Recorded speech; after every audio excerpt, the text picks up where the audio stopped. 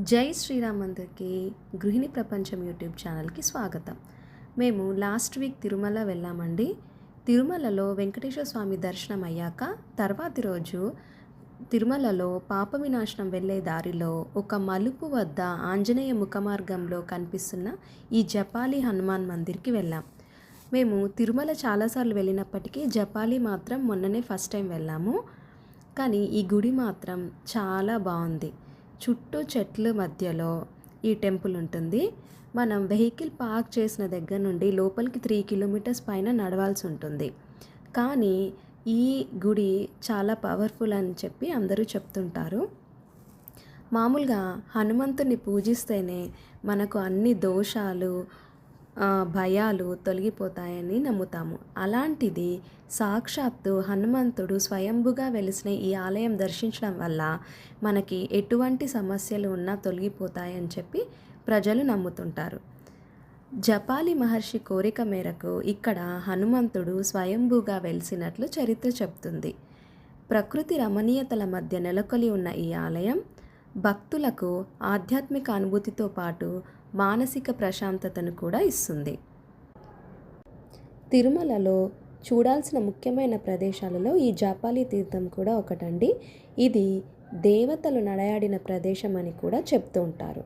సాక్షాత్తు హనుమంతుడి కోసం తల్లి అంజనాదేవి తపస్సు చేసిన పవిత్ర ప్రదేశం ఇది.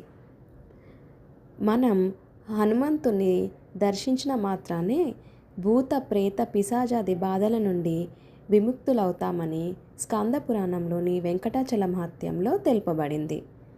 కాబట్టి అంతటి మహిమలు ఉన్నటువంటి ఈ జపాలి ఆంజనేయ స్వామి ఆలయాన్ని మనం ఒక్కసారైనా దర్శించాలి. ఇక్కడ గర్భాలయంలో వెలసిన స్వామి సింధూర అలంకరణతో ఒక చేత్తో గదను ధరించి భక్తులకు అభయమిస్తూ దర్శనమిస్తూ ఉంటాడు.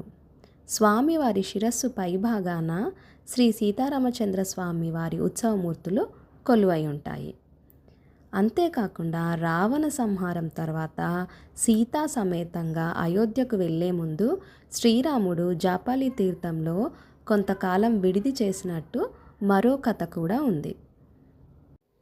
ఆంజనేయం మహావీరం బ్రహ్మ విష్ణు శివాత్మకం తరుణార్కం ప్రభుం శాంతం రామదూతం నమామ్యహం మర్కటేశ మహోత్సాహ సర్వశోక వినాశన శత్రు సంహార మాం రక్ష శ్రియం దాపయ మే ప్రభో నమస్తేస్తు మహావీర నమస్తే వాయునందన విలోక్య కృపాయాని త్యం త్రాహి మాం భక్తవత్సల.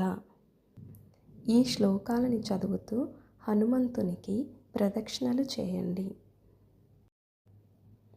ఈ వీడియో కనుక మీకు నచ్చినట్లయితే ఒక్క లైక్ ఇవ్వండి.